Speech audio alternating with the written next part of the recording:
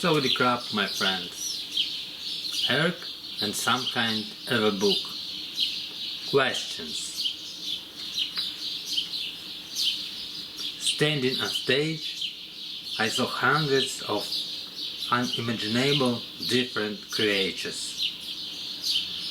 They all were looking at me. I groaned and uttered, "Let's start."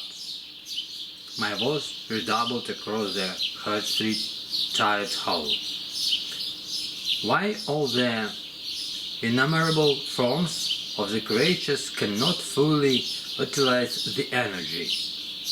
Were the first questions. I couldn't figure out whether it was male or female or something other. They can. You can fully use all the energy that goes through you, but you are constantly distracted by some external factors. Due to the diversion of the energy of external factors, you are missing the current energy of the moment, but you just can't combine these two types of the energy and to use at your discretion. To do this, you need to try not to distracted by any external energy and deliberately concentrate on the current energy going through you. But you should focus relaxedly, not straining yourself, and moreover, you should get rid from all the thoughts. Maybe you heard the parable about dealing with death. One person has made an agreement with it. He urgently needed something, and he gave it a condition: either you give what I need urgently, or you and I are done.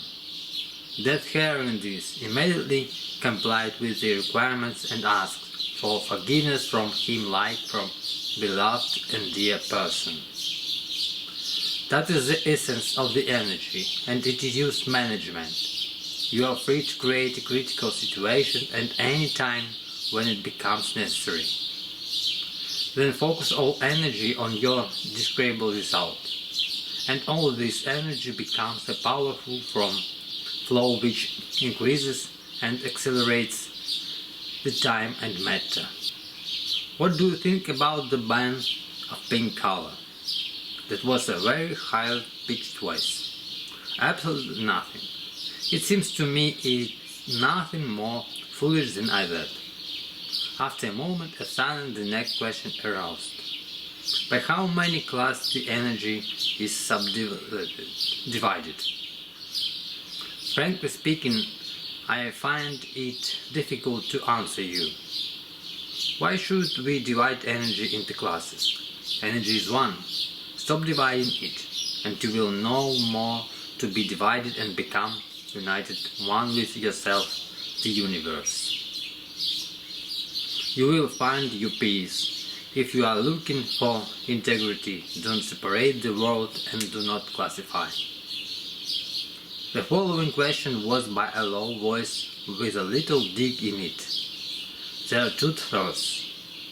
The universe with its words is finite, and if it's finite, the infinity is the limit, and the universe is infinite.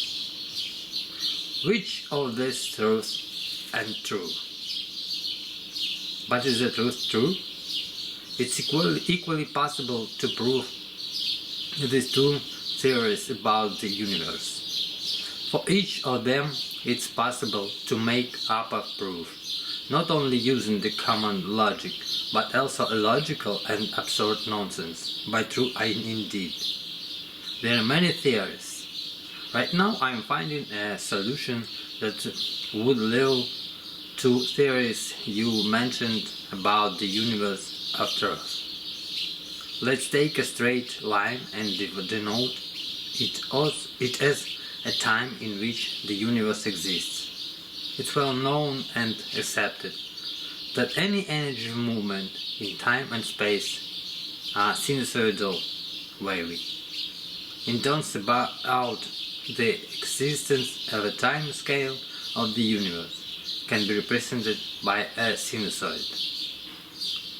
Here is a wavy line, and there are lots of theories replacing each other. After some time, the old theories are forgotten, but when they are reminded, they change and paper in the form of new rush about the universe. But the universe continues existing. Sometimes it becomes infinite, and sometimes it has a limit. And now, at this moment, it is in the equally between the infinite and the limit value. The universe is the case equalizes to other truths. And now you can deny it or give any doubt about the truth of whatever we discussed. The universe is infinite, but the infinity is nothing but emptiness. If you go deeper into the matter, you become commensurate with the absurd matter that makes up the universe, and then we will meet more and more emptiness around. Well, if the universe is infinite, then it is infinite in all its ways. So, going endlessly deep, we will be surrounded by an infinite void. Any truth, it's only your truth, taken over by someone else. You can fully accept the truth, you can accept the part of it, you can deny it, and you can create your own truth. Why doesn't this square has a round shape? The squeaky voice sounded. If the energy was not substance, the square would be round. Suddenly, the light switched on and the other voice said, "Coffee break." The curtain closed and I was left alone on the stage. How can I know all this? I thought for a few moments until I saw a violin with 2 cups of coffee running towards me. "Let's try the coffee," said violin, and with a happy smile. Then I noticed the approaching death. "How do you like a hobby of being a teacher?" it asked me from distance. The question was unaccepted for me. I didn't know what to say, I just smiled in response. Just in 3 sips I drank a slightly sweet and very strong coffee from a small cup and said, "Thank you." "Maybe more?" asked Violin. "No, thank you. I can continue answering questions." "Then we shall move on," said Death. Once they disappeared from the scene, the curtain began to open and the light began to fade slowly. "Continue," I said cheerfully. What was it the beginning of emptiness, the energy of the universe?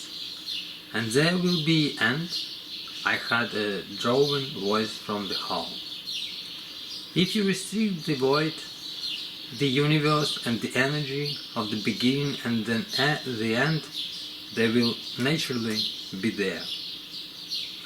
The end of the old is the beginning of a new, as in our entire surrounding world, the emptiness of the universe and energy.